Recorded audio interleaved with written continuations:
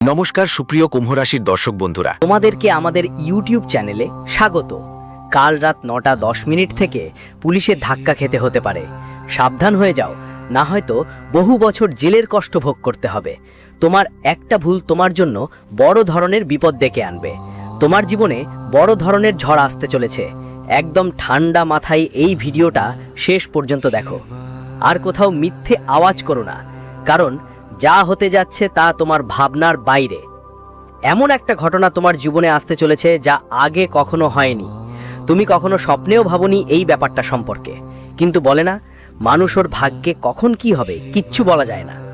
এমন একজন মানুষ যিনি কিছুদিন আগেও খুব গরিব ছিলেন, হঠাৎ তার ভাগ্যের চাকা ঘুরে যায়, তার ভাগ্য জ্বলে ওঠে এবং সে কোটিপতি হয়ে যায়।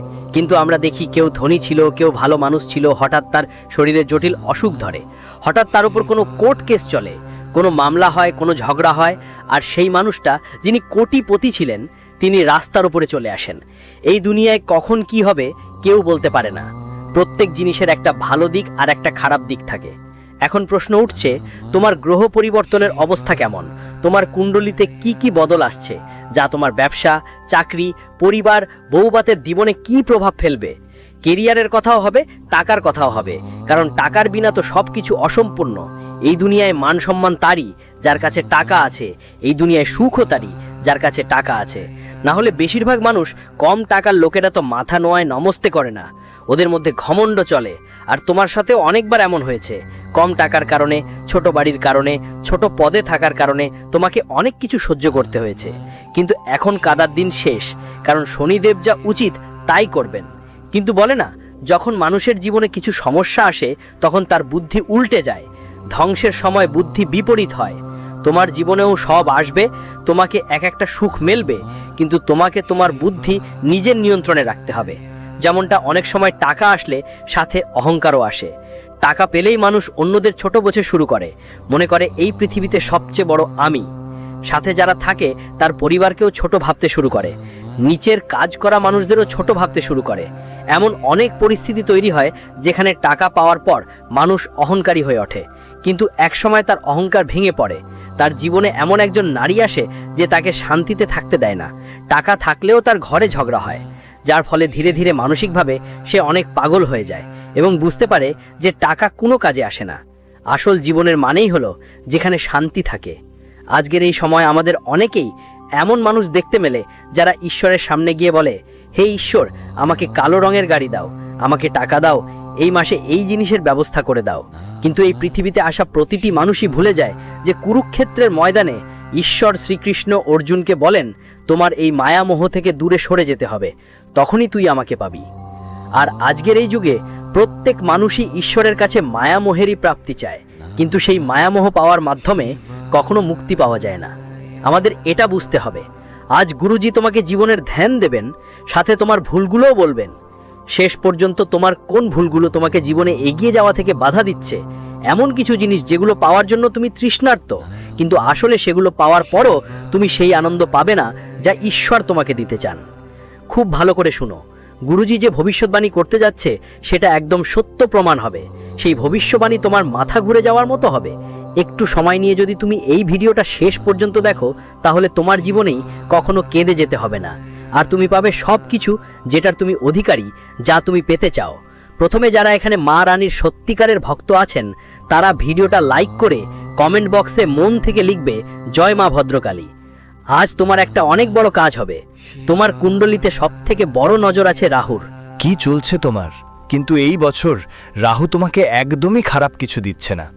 রাহু তোমার ওপর দয়া করছে এবং বলে, যার ভাগ্য খারাপ, যার জীবনে কেউ তার খোঁজ জানে না, যার সবাই অবজ্ঞা করে, তার পাশে যদি রাহু থাকে তো মুহূর্তেই সেই মানুষ রোডপতি থেকে কোটিপতি হয়ে যায়।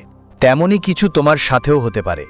রাহু তোমার চতুর্থ ঘরে ব্যবসা, কাজ, ধন্দা আর আকর্ষণকে শক্তিশালী করছে। মানে তুমি যদি দোকানদার হও, কোনো দোকান চালাও বা দোকানে কাজ করো, তাহলে তোমার জন্য এসব ব্যাপারগুলো এটা অনেক ফলপ্রসূ হবে। চাকরিতে অনেক ভাগ্যবান হওয়ার সময় আসছে। ব্যবসায়ও তোমাকে রাহু খুব ভালো ফল দেবে। কিন্তু যারা মেহনত করে নিজের কাজ করে তাদের জন্যই এটা লাভজনক হবে।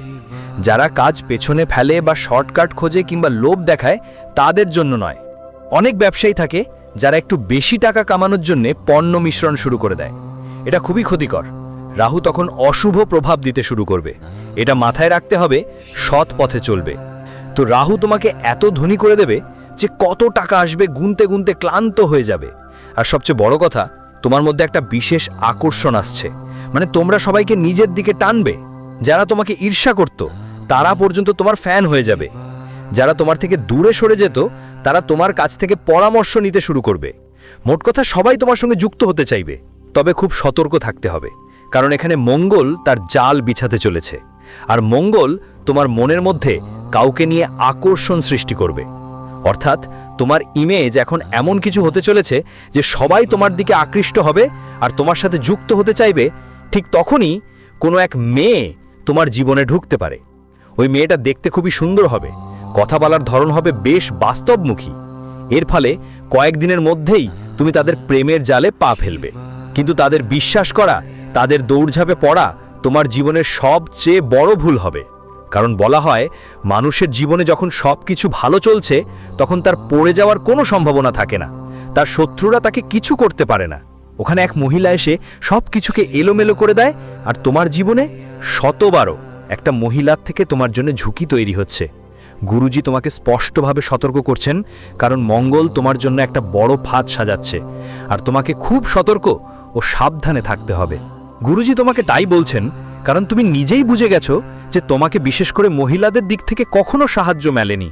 সবসময় রাগের মুখোমুখি হতে হয়েছে, আর তাদের প্রশ্নের মুখোমুখিও তোমাকে সহ্য করতে হয়েছে। তবু তোমার সামনে এমন এক মহিলার মৃতদেহ পড়ে আছে। তুমি সেই মানুষের পাশে থেকো যিনি তোমাকে বুঝবে, তোমার কাঁধ ধরবে, আর তোমার সঙ্গে মিলে বলবে, আমি তোমার পাশে আছি, তুমি যা করো করো। কিন্তু তোমার ফায়দা নেওয়া যেতে পারে। গুরুজি তোমাকে সতর্ক করছেন, ওই মহিলার চক্করেই তোমাকে জেলের হাওয়া খেতে হতে পারে, পুলিশে যেতে হতে পারে। আর এই পুলিশের চাকা তোমার জন্য অনেক ভারী হতে পারে। তাই সাবধান হয়ে যাও। খুব দ্রুত কারো সঙ্গে বিয়ের স্বপ্ন দেখো না। খুব দ্রুত কারো কথাই কান যাও না। কারো উপরে বিশ্বাস করে তোমার বাড়ির কথা বলো না। এই ভুলগুলো করো না, না হলে তুমি অনেক খারাপভাবে আফসোস করবে। মঙ্গল একটা ফাঁদ পেতেছে, তোমার শুধু সতর্ক থাকতে হবে, না হলে সেই ফাঁদে আটকে তোমার জীবন অনেক বছর জেলে কেটে যাবে। আর একটা কথা গুরুজি তোমাকে বুঝিয়েছেন, জানতে চাও সততার রুটি বেকারির রুটির চেয়ে অনেক ভালো কেন?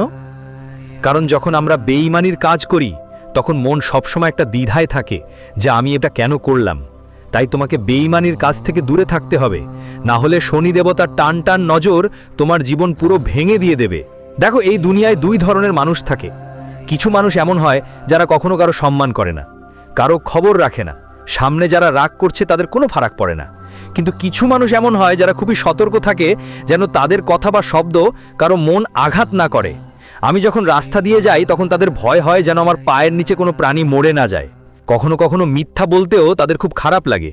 কখনো কখনো কারো সময় দেবার পর অপেক্ষা করতেও তারা পছন্দ করে না।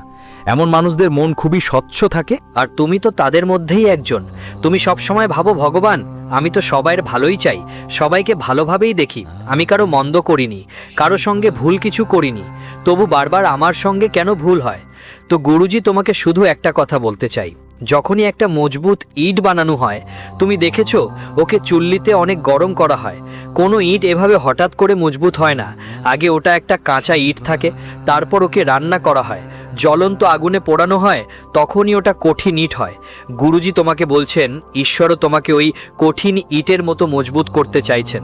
তোমার জীবনে যে এই তপস্যা চলছে, কখনো টাকা না পেয়ে কষ্ট পেতে হয়, কখনো কঠোর পরিশ্রম করেও ফল মেলে না, কখনো এখানে ওখানে ঠোকর খেতে হয়, দৌড়ঝাঁপ করতে হয়, আর তুমি ঈশ্বরকে প্রশ্ন করো, তুমি আমার সঙ্গে এমন কেন করছো? কিন্তু আসলে ঈশ্বর তোমাকে তপাচ্ছেন, ঈশ্বর তোমাকে শক্তিশালী করতে চাইছেন, কারণ তোমার ভবিষ্যতে অনেক সংগ্রাম লেখা আছে। বহু বছর ধরে তুমি সংগ্রাম করছো, আর সামনে আরও সংগ্রাম আছে।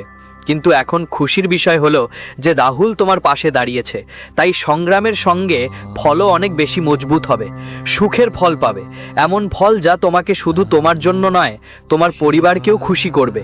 কারণ একজন মানুষের ভাগ্য তার পুরো পরিবারের সঙ্গে জড়িত থাকে, আর তোমার পরিবারও সুখের অধিকারী। কারণ অনেকেই তোমার ওপর সন্দেহ করেছে, তোমাকে অপমান করেছে, তোমাকে ছেড়েছে এবং বিশ্বাসঘাতকতাও পেয়েছো, কিন্তু তোমার পরিবার সবসময় তোমার পাশে ছিল। এটাই তোমার সবচেয়ে বড় শক্তি। এখান থেকেই তোমার জীবন নতুন দিক নেবে। তোমার পরিবার তোমার সঙ্গে আছে, তারপরও তুমি সবসময় দুঃখী থাকো। শেষ পর্যন্ত তুমি কেন দুঃখী থাকো?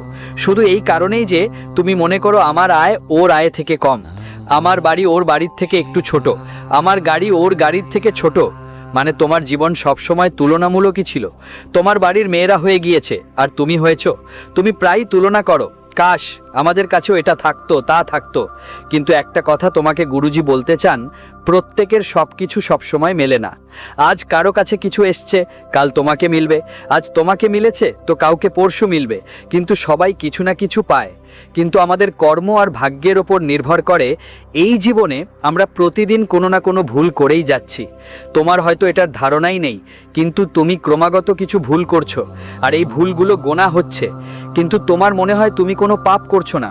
যেমন ধরো, মাঝে মাঝে আমরা রাস্তা দিয়ে যাচ্ছি, রাস্তা দিয়ে হাঁটতে হাঁটতে আমরা আমাদের পায়ের তলায় কত ছোট ছোট জীবকে পিষ্ট করে দিই, আর আমাদের তা জানাও হয় না।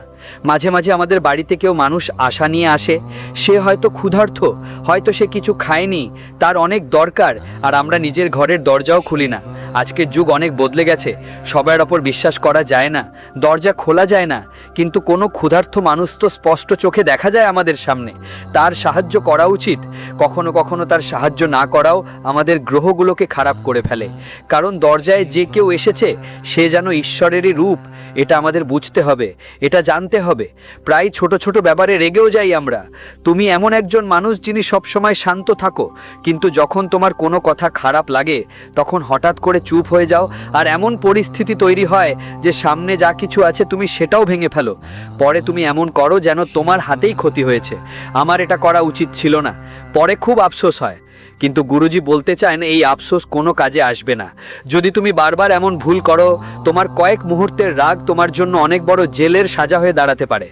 যারা জেলে থাকে তারা অনেক বছর ধরে জেলে থাকে, এই জেলেই আছি আর আরও অনেক বছর থাকতে হবে। কিন্তু যদি তাদের জিজ্ঞেস করা হয় কেন জেলে এসেছো, তারা বলে আমরা আজ খুব আফসোস করছি, কারণ তখন মাত্র 5 মিনিট রাগ এসে গিয়েছিল, আর ওই 5 মিনিট রাগে আমরা ভুল কাজ করে বসেছিলাম, কাউকে মার দিয়েছিলাম, আর আজ ওই 5 মিনিট রাগের জন্যই আমাদের পুরো জীবন জেলে কাটাতে হচ্ছে। তাই গুরুজি তোমাকে এটাই বলছেন, এই দুনিয়ায় যদি আমাদের জীবন ঠিকঠাক পথে চালাতে হয় তাহলে আমাদের রাগ কমাতে হবে, রাগের ঘোরটা গিলতে হবে। রাগে যতটা সম্ভব শান্ত থাকার চেষ্টা করো। তোমার রাগ তোমার জন্য বড় সমস্যা নিয়ে আসতে পারে, কিন্তু সেই রাগ যদি তুমি কাবু করতে পারো, মানুষকে সম্মান দাও, তাদের উপর রেগে যাওয়া বন্ধ করো, তাহলে তুমি অনেক এগিয়ে যেতে পারবে। গুরুজি তোমাকে বলছেন তুমি বড় কিছু করার জন্যই তৈরি হয়েছো, এটা মাথায় রেখো। কিন্তু তোমার জীবনে 3টি ভুল কখনো করো না যা তুমি বারবার করছো, না হলে তোমার ভালো কিছু হবে না, চাইলেও পারবে না। তুমি ভাববে আমার অনেক কিছু করতে হবে, কিন্তু পারবে না। প্রথম কথা হলো, নিজেকে কারো অপেক্ষায় বসিয়ে রেখো না। অনেক সময় তুমি খুব বেশি আশা করো, যেমন আমার তো বন্ধু আছে, আমি ওর সাথে কাজ করব, আমার পার্টনার আছে, আমি ওর সাথে কাজ করব, বাড়ির কোনো আত্মীয়কে নিয়ে কাজ করব। দেখো, যা মস্তিষ্কে আসছে ওটাই শুরু করো। তোমার আশেপাশের লোকেরা তোমাকে ঠিকমতো সাহায্য করবে কিনা তার কোনো গ্যারান্টি নেই। তোমার ভাবনা ভালো যে সবাইকে সাথে নিয়ে চলবে, কিন্তু আজকের সময়টা একদম বিশ্বাসের নয়। গুরুজি তোমাকে সতর্ক করতে চাইছেন আর বলতে চাইছেন যে তুমি এই ভুলটা একদম করো না।